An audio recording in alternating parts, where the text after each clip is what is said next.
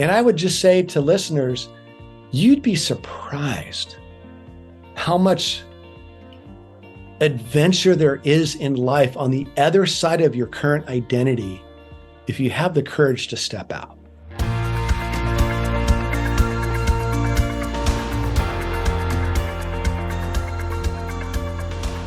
Maybe we'll talk about Jon's personal journey.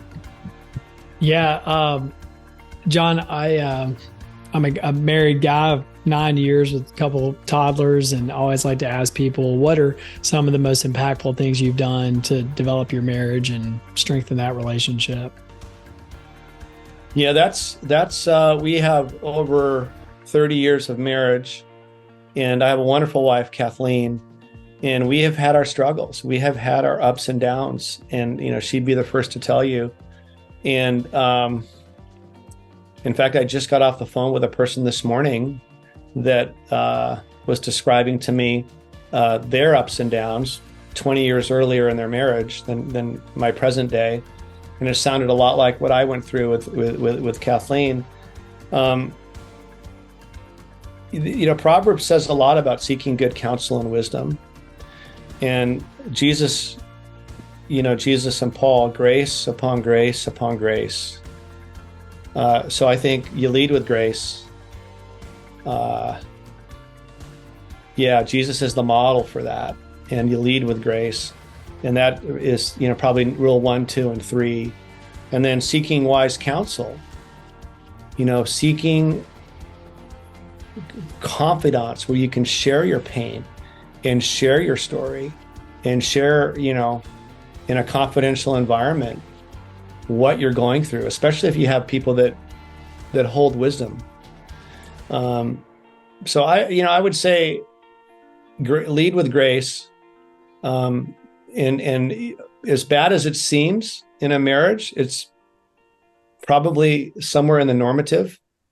You just don't feel it because you're solo. We're men, we're solo. We us three, and I tend to keep things in, and I tend to keep words at face value. And I've learned that there's a story behind those words that's more important than the words. Guys are different, I think, than girls are wired differently. You don't take the words at face value. There's something behind that that's really the pain and the truth.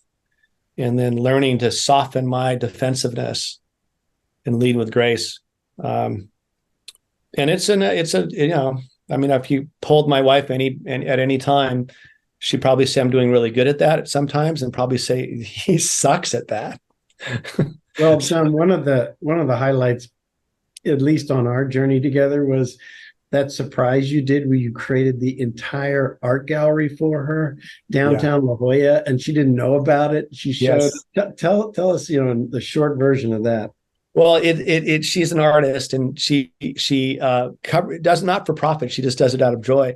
And she covered every wall of her house with paintings, and she really didn't have any more room. So I rented a studio. I found this beautiful studio downtown in La Jolla off of an alley, and I was looking for more space for my nonprofit. So I was able to secure some very inexpensive space for Natural High, and we had the option to get this studio next door for my wife. And it was perfect. It was like a warehouse. It looks like almost like an old warehouse, very cheap. And I went and I measured every square foot of all the paintings she had, and every square foot had it painted. I had furniture put in. I hired a friend of hers that put this kind of gypsy, colorful furniture, the kind that I would never buy. And I put these beautiful scriptures on the wall about love never fails, and scriptures about wives and beauty, and I took her to dinner, and I had a moving van come, and they got all the pictures and they put it in there over dinner. I had to order dessert twice, I think, because I was going the whole time. But finally, I said, "Hey, there's a friend of mine around the corner here that's got a studio. I thought you'd like to check it out." And all her friends were in there, and there was music and candle. And she walked in, and all her paintings were on the wall. And it was like she didn't quite get it, right? Like she thought I was just like doing it for like a pop-up, like a flash, event. And I gave her the keys. And then she just broke, she just broke down. And I that was probably about 6 or 7 years ago. And I've, in marriage, I've learned that no matter what happens, no matter how mad I get, or how much I feel like I have to defend myself, I never mention the studio. I'm sure that takes discipline. Yes. How could you say I don't love you? What about the studio? That does not work. But I had the opportunity to do that, and it's just a joy and a blessing. And she, she goes there when she needs to and wants to, and enjoys her time. And I have to share this with you. Every now and then, we have this. You were probably, you usually ask me about it, Lloyd, but I have this ranch up in Northern California or Central California. And I think a big part of doing life with the Lord is emulating what he did, right? And Jesus went to the mountains, full stop. And everybody has their version of what their mountain is, but the closer it is to Jesus, the better. So for me, that means solitude. It means isolation. It means a quiet place. They didn't say he went to the back alley. They didn't say he went to the corner room. Paul does say go to someplace in quiet, but that's more practical. But Jesus went to the mountain. So I find a lot of the ability I have to continue on the journey of life with the Lord. I need to recharge.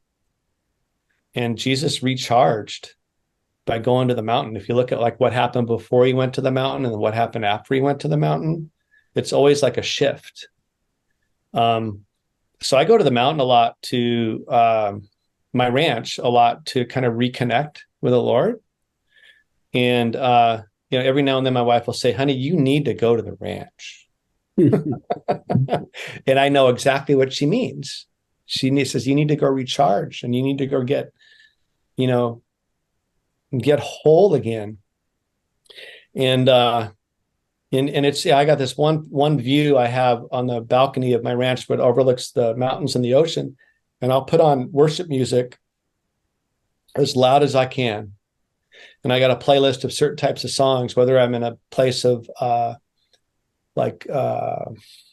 joy and shouting praises to the Lord, or if I'm in a place of being contrite, and like falling on my knees, and I'll literally play that music on my balcony as the sun rises. My hair is out to here. I got PJs and a tank top on, and maybe a mug of coffee. But it works. You do what Jesus did. It works.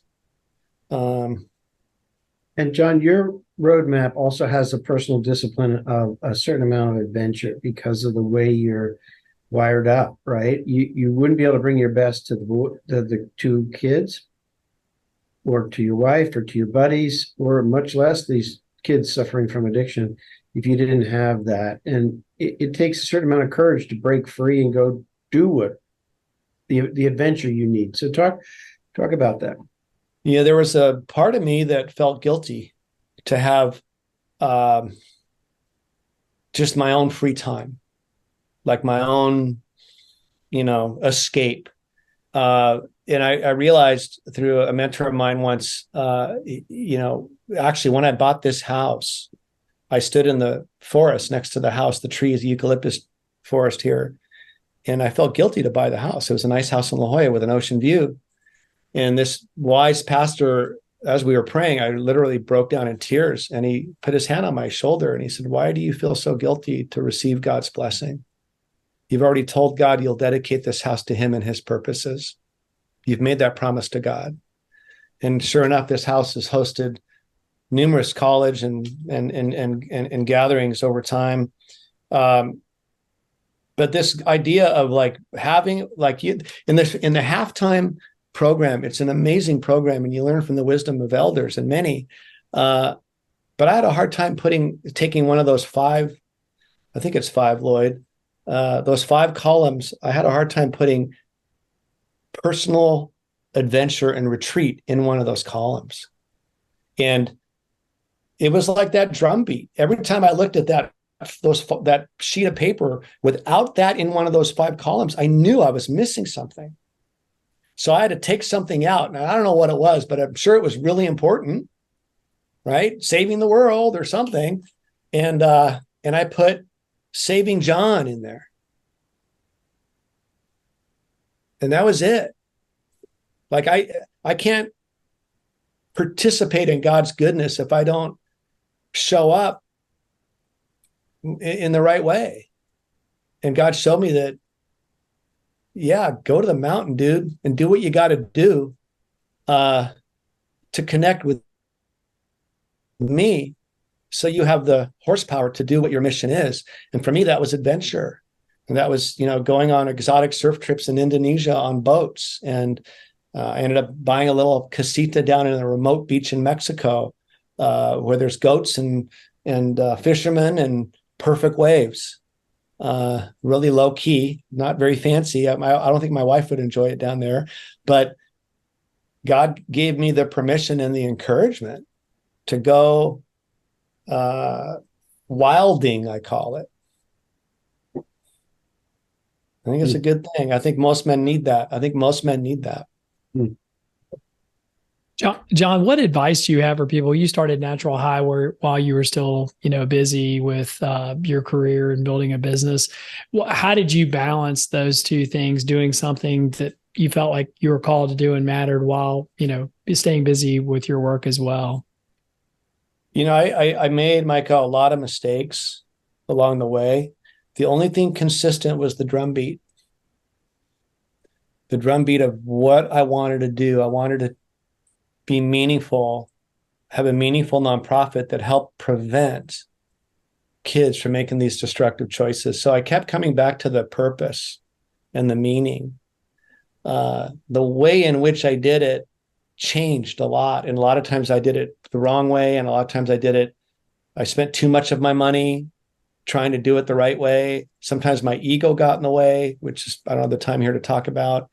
But I kept coming back to the drumbeat of what was the mission and how do I accomplish this mission?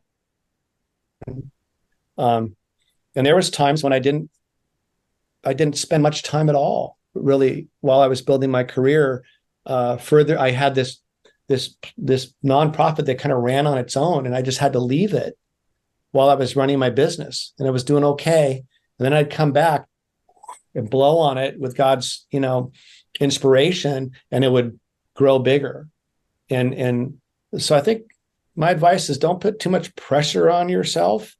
Give things time. Try to really touch the drumbeat, the core of what God's put on your heart to do, and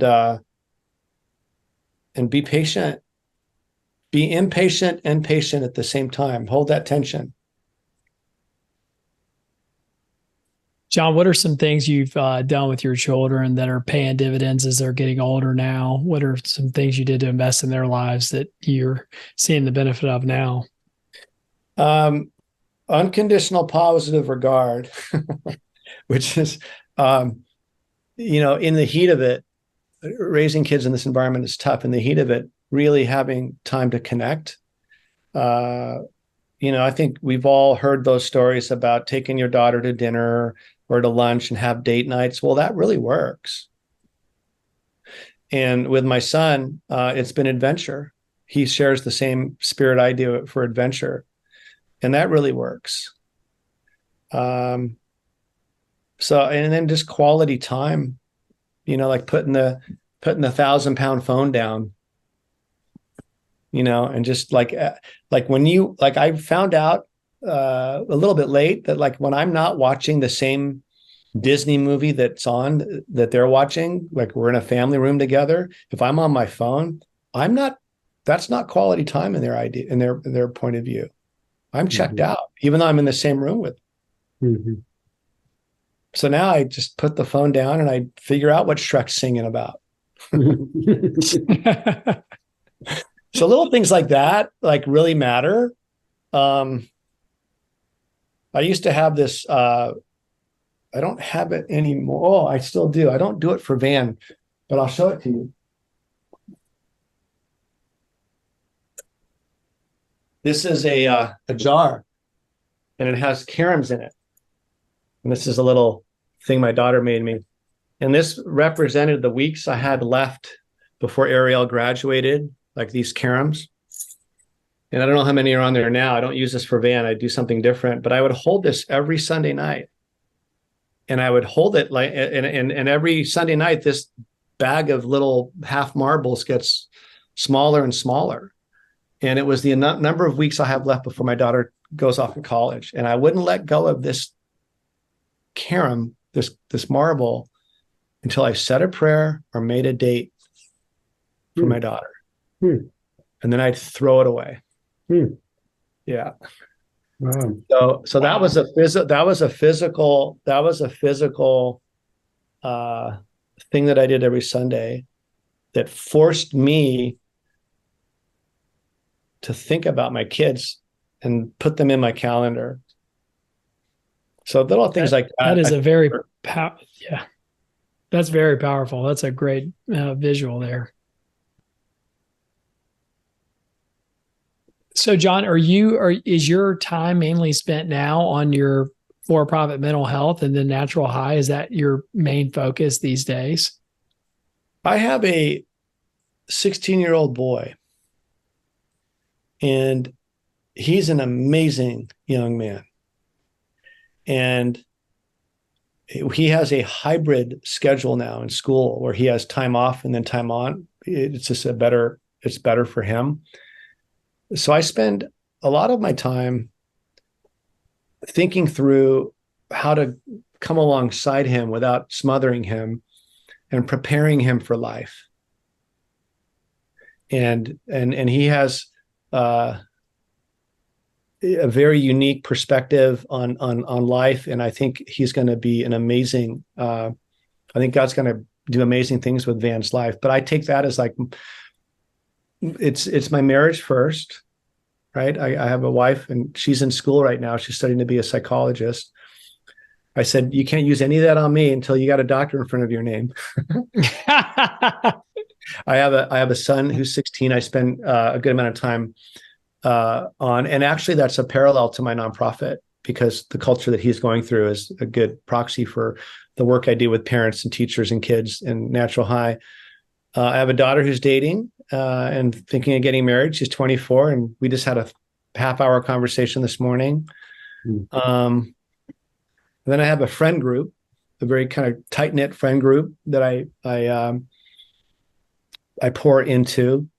So those relationships are really number one. Is that you get the first tier and second tier and third tier relationships. Lloyd, Lloyd calls me and wants me to do something, I drop everything. Well, not everything, but most things, because we have that kind of relationship of trust. And I know God's put Lloyd in my life for a reason. So I focus on relationships first. And then I do spend a fair amount of time on the board of Care Solace. We're doing a lot of different things I really can't talk about right now. Natural High is almost every day I have thoughts about Natural High. I drop into the team maybe once or twice a week, and give them strategic direction. We have a board meeting coming up here next week. That'll take some time. And then I have my church life, right? And the life around that. And then I have my adventure. And the adventure, you see the smile that comes to my face and the twinkle in my eyes. I have plans, some pretty awesome plans over the next 6 to 12 months for my adventure. So that's how I spend my time. Is there any place you haven't surfed that you want to go? Boy, that's a good question. Yeah, there's some places I won't go to anymore because my health is at risk. They're dangerous. And at 62 years old now, I don't know if, my body holds up, but I still surf a shortboard for all you surfers out there. I still surf a 6'6", which I'm pretty proud of. Yeah, there's, I won't surf, pipeline or, some of the heavier breaks that are out there that I might have surfed when I was younger. But no, I love to surf travel. And I actually took my wife on the first surf trip in many years to the Maldives, and we rented a boat last year and or this year, and she loved it. She went on an adventure with me, and she loved it. She had her own adventures that she would do. She doesn't surf, so that was unique. Yeah. Jon, describe that fat tire motorcycle that you rigged up that you can go up and down the beach at the ranch with the board and find the best waves. Well, I actually got a new improvement on that. I bought a 12-foot Zodiac, and so this is like the best day you buy a boat and is the best days where the boat's the day you buy it and the day you sell it.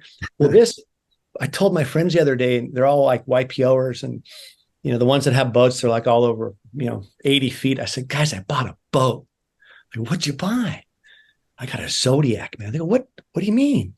That's like a dinghy. And I go, yeah, but I can launch it from the beach at Hollister Ranch, and I can load it up with my boy and 2 or 3 friends. And, we're in wetsuits because it's, you're on the water, you're launching it on a beach on a shore break. And I can motor up the coastline 12 miles to this remote section of coast called Point Conception. And below Point Conception, there's breaks that I won't name because they're top secret. And there's nobody around. And you're up there, you have this little Honda 25, you're going through the kelp, and sometimes it gets stuck. There's seals and otters and who knows what else underneath the water. And you drop anchor on these remote point breaks, and you look at the hills, and there's nobody around. And you get to surf. And first time I took my son up there in the Zodiac with his friends, it was this year. Their friends had never been on such a great adventure. And then on the way back, we took pictures of the sunset and beach launched it, and we got it back on the back of my car. It's a trailer, and we trailered it back up to the house. And we talked story all night about that day. So I had a bike. I still use that bike, Lloyd, but now I got a Zodiac.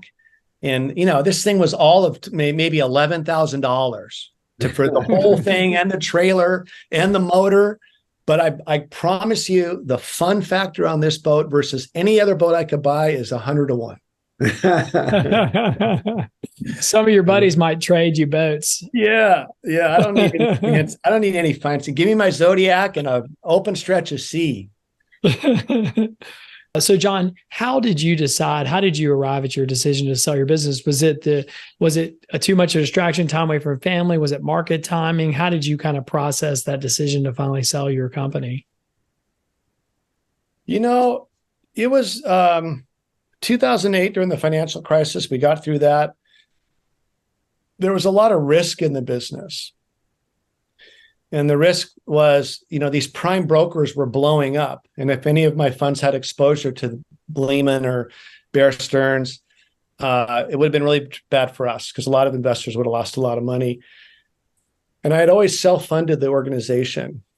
So I knew that we were going to sell one day, but the day came earlier than I expected because there was knocks on the door because we had made money during that period of time for our investors. And everybody wanted to show track records of products that made money during the crash.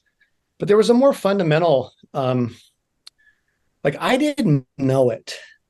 I didn't know it at the time, but God had a different plan for me. And if you had told me in 2008, in the midst of, the height of our success, that God was going to put a new drumbeat in your heart that would drown out the drumbeat of my business at the time, I would have said, well, I don't think so. And what happened was I ended up selling the business. We were approached by a Fortune 50 at the time. And it was, successful and all that. But more importantly, I think for me, I used to live for being on CNBC. I used to live for having these conferences where I was speaking and I was somebody in the alternative investment space. And it wasn't, sure, there was some ego in there, but it was just the zone and the traffic lane I was in. And I was just having a blast. But deep down, there was a different purpose that God had for me. And I didn't even know it. And when I sold the business and I ran the business for this company for a couple of years. They wanted me to run it. And then they sold it to some private equity guys. And I kind of had a second bite at the apple and I ran it for them. God put a new tune in my heart. And when I'll never forget, I had spent 25 days one summer surfing around the world. And I was still chairman of this company, Altegris at the time. And the guys came down, the private equities came down, and they took me to dinner and they said, business is doing great. We're hitting all the numbers. Everything's fine. I'm consistent with my employment agreement. I didn't have to show up to work as long as everything was going well. And I checked in. They said, Jon, well, what about you? You don't seem to be into it anymore. And I wasn't expecting that question. And I said, I'm really not. And they said, well, let's find a way to gracefully move you out. Because if you're really not into it anymore, why? And I said, you're right. So we had very friendly agreement. 6 months later, I was out completely, 100% out of my business. I hadn't looked from that day forward. I hadn't looked at it or spent 10 minutes watching CNBC for the next 4 or 5 years. I didn't even turn on the channel. I stopped reading the Wall Street Journal. I stopped reading Barron's, which I think is weekly. It's kind of not so much noise. And that was my life. And I would just say to listeners, you'd be surprised how much adventure there is in life on the other side of your current identity if you have the courage to step out. And Jon, good counsel. Go ahead, Lloyd.